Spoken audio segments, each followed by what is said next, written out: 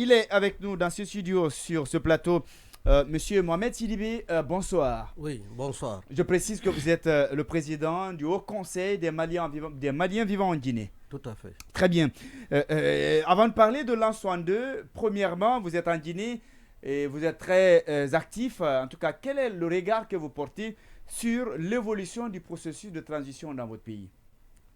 Je voudrais vous remercier pour m'avoir donné l'occasion, une fois de plus, pour m'exprimer sur la situation du Mali. Aujourd'hui, je suis en mesure de vous dire que le processus de transition a pris son envol au Mali. Depuis l'avènement de la rectification qui a porté à la tête le colonel Assimi Goïta, qui aujourd'hui, soutenu par son peuple, la refondation qui est l'objectif principal est engagé. La bataille contre la sécurité, contre l'insécurité. Vous savez, le Mali traverse depuis janvier 2012 une crise multidimensionnelle, caractérisée par l'occupation de 2 tiers de son territoire. Alors, depuis l'arrivée du colonel Assimi Goïta, les forces armées ont été dotées des moyens et aujourd'hui mènent un combat implacable contre les forces du mal. Oui, mais par rapport à la gestion, vous pensez que il gère avec l'harmonie, c'est une transition inclusive et il a la bénédiction du peuple malien. Oui, Il n'est pas de soutien total. vous savez que la transition au Mali est basée sur des incisions. Lui, il est le président de la transition, chef de l'État, qui coordonne l'action de la République.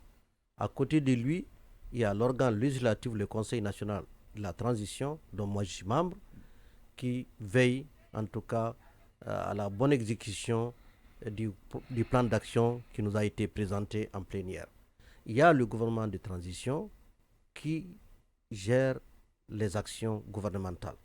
Donc chacun dans son rôle, et pour le moment il y a une harmonie entre les institutions et aussi cette harmonie est comprise de l'ensemble des peuples, de l'ensemble des acteurs, en dehors bien sûr de quelques brebis galeuses qui se trouvent à l'extérieur.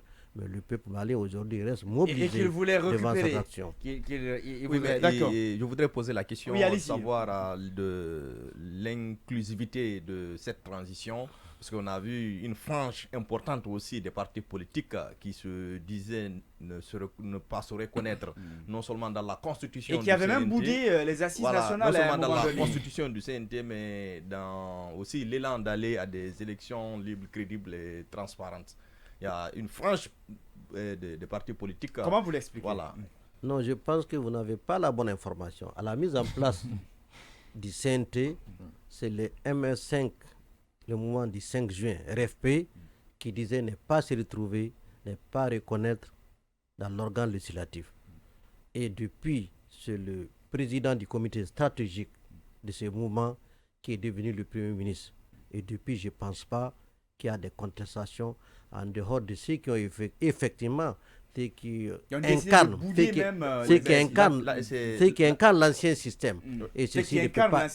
Et ça, ils savent que le Mali aujourd'hui est en rupture avec cette gouvernance qui est opaque, cette gouvernance qui est caractérisée par la médiocratie, la culture du clientélisme, la mauvaise gestion des problèmes sécuritaires, qui d'ailleurs ne sont que des individus, je peux vous affirmer, vous ne pouvez pas sortir au Mali un parti politique bien structuré qui représente quelque chose qui dit aujourd'hui qu'il n'accompagne pas la transaction. Avec l'avènement de M. Sogel à la tête de la primature au Mali, mais est-ce que c'est au nom du M5 qu'il est venu ou bien il est venu à son nom personnel? Et de l'autre côté, vous avez parlé de la rupture.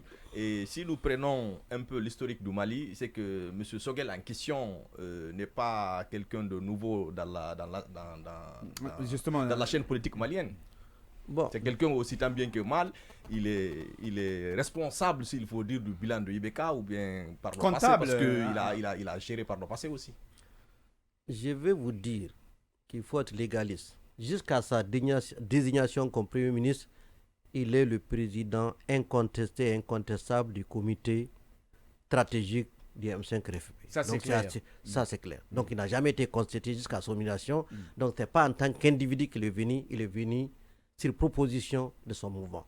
Maintenant qu'il appartient à un ancien système, vous savez, la refondation chez nous, ce n'est pas enlever M. Sogel parce qu'il a appartenu, c'est changer le système. C'est le système qui est défaillant parce que c'était un système qui était monté de telle sorte que le peuple ne pouvait pas s'exprimer. Un système mis en place par le système que vous connaissez, néocolonial, téléguidé par des puissances étrangères qui défendent leurs intérêts égoïstes au profit de l'intérêt du peuple. Aujourd'hui, le peuple malien a pris conscience qu'il doit prendre son destin en main. Que ce soit Choguel, que ce soit un jeune qui vient d'arriver, la personne doit évoluer conformément à la volonté de ce peuple-là. Bien, Fally Guilabogui. Voilà, moi je vais poser 2 petites questions si vous me permettez. Bon, je ne sais pas si on est habilité aussi à faire réagir sur le discours du Premier ministre. Mais il n'est pas obligé de répondre, il peut lui poser. Voilà. Moi, la première question, c'est sur le contenu de... D'accord, on va finir avec le CNT. C'est le CNT dont il est membre. Je voudrais qu'il peut faire un petit bilan actuellement. D'accord. J'ai envie de savoir sur le contenu de la transition. Dites-nous aujourd'hui où vous en êtes, parce que votre pays a accepté les 24 mois d'organiser les élections. Récemment, au CNT, je crois qu'il y a une loi électorale qui a été adoptée. Est-ce qu'aujourd'hui, il y a un travail de fond qui est en train d'être fait, notamment sur le corps électoral, pour être dans le délai qui a été décliné face à la CEDEAO? Je pense que seuls ceux qui écoutent une certaine opinion public qui se dit international, ou ceux qui sont dotés d'une myopie politique, ne peuvent pas constater que le Mali est en avance vers le retour à une vie constitutionnelle normale prévue en février 2024. D'abord, la loi électorale qui est chargée de gérer les élections a été adoptée et soutenue de façon consensuelle. Personne ne peut dire que ça a été même un moment, un couac entre le CNT et le gouvernement. Parce que le CNT l'a rendu inclusif en invitant tous les partis politiques qui ont donné des points de vue, et ça a été impliqué. Et ça a été pris en compte. La deuxième des choses, c'est que la commission en charge de la révision constitutionnelle est mise en place et travaille pour une nouvelle constitution. La troisième des choses, c'est que l'EJ, l'organe autonome de la gestion des élections, que le Mali a appelé de tous ses vies, est en train de mettre en place.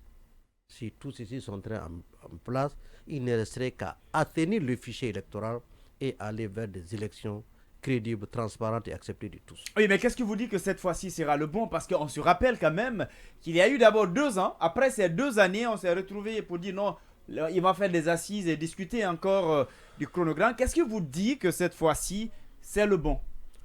Je le dis parce que les assises, si vous n'avez pas compris, les assises, c'est pour permettre au peuple malien de s'exprimer sans influence.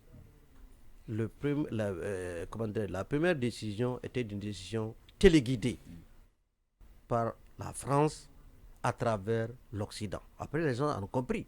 On ne peut pas venir avec une mallette dire que non, vous allez faire des élections sans donner les moyens à tes pays de faire les élections. Le premier moyen, c'est d'assurer la sécurité. On ne peut pas organiser une élection dans un pays qu'on ne contrôle pas les 2 tiers.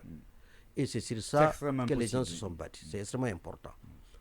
Ensuite, on parle des élections et on coupe les moyens qui peuvent permettre aux populations d'aller en élection. On encourage le terrorisme qui n'accepte même pas que 5 ou 6 personnes se réunissent à plus forte part de l'élection. Et c'est là on a compris par la suite que ces terroristes sont soutenus. C'est pourquoi nous nous sommes débarrassés de tous les avatars, de tout ce qui peut être des choses qui bloquent réellement le système. Le Mali a pris en charge sa destinée avec l'appui des pays amis qu'il faut féliciter d'ailleurs, que vous les connaissez, la Guinée est le premier qui est là, avec d'autres partenaires. Et aujourd'hui, nous gérons notre chronogramme parce que nous l'avons conçu, nous nous sommes donné les moyens de l'appliquer. Bien, oui, Diallo. Bon, honorable Sidibé, je ne sais pas si c'est honorable chez vous aussi. Chez nous ici, c'est comme ça. Donc, c'est comme ça qu'on appelle tout les députés. Tout à fait. Okay, donc, je voudrais simplement rappeler cette loi électorale que vous avez votée. Je ne sais pas si consciemment ou inconsciemment, elle permettrait au colonel Assimi Goïta d'être candidat si on utilise un peu l'astuce. Je ne sais pas si vous en êtes conscient de cette situation. Ou bien si c'est sciemment fait. Bon, si c'est sciemment fait, puisqu'il peut être candidat s'il démissionne peu avant. À 6 mois, Qu'est-ce je crois que bien. pour que vous ne lui tendiez pas une brèche pour qu'il se maintienne au pouvoir, puisque l'objectif de retour à leur constitution, même s'il venait à démissionner, d'après moi, s'il se retourne, c'est un peu contestable. Bon, même si c'est la loi, bien sûr, mais ça pourrait être contestable. Quelle est votre opinion là-dessus? Deuxièmement, sur il y a eu des violations massives de droits de l'homme. Bon, vous allez dire c'est la France qui a l'origine, mais il y a quand même des preuves très recoupées des violations massives du groupe Wagner ou des troupes russes. Qu'est-ce que vous répondez à ces gens-là? On m'avait posé une question que je maîtrise mieux parce que je suis aussi membre de la commission des lois qui a eu en charge la rédaction de la loi électorale. Je pense encore là, il y a une désinformation.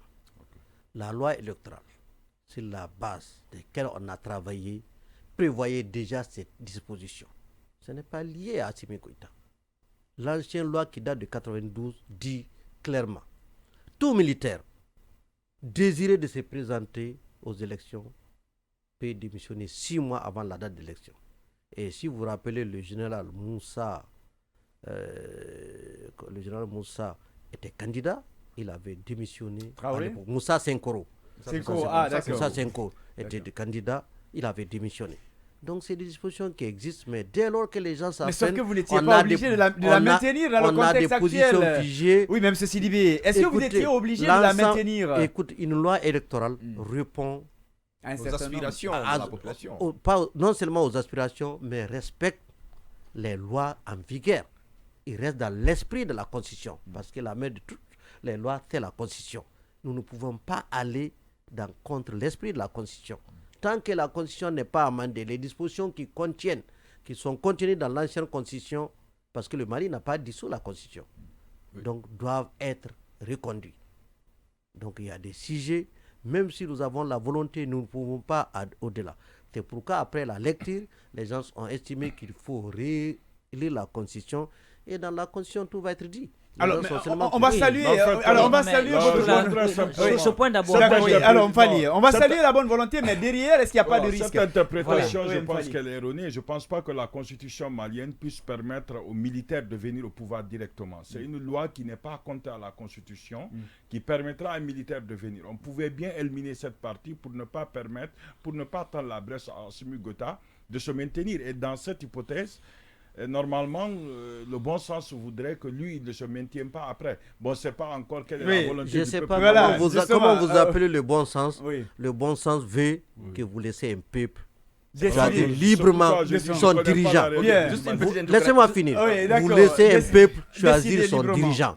Pas parce qu'il est militaire, ou il est enseignant, ou il est là, qu'il est là. C'est le peuple qui doit choisir ses dirigeants. C'est ça le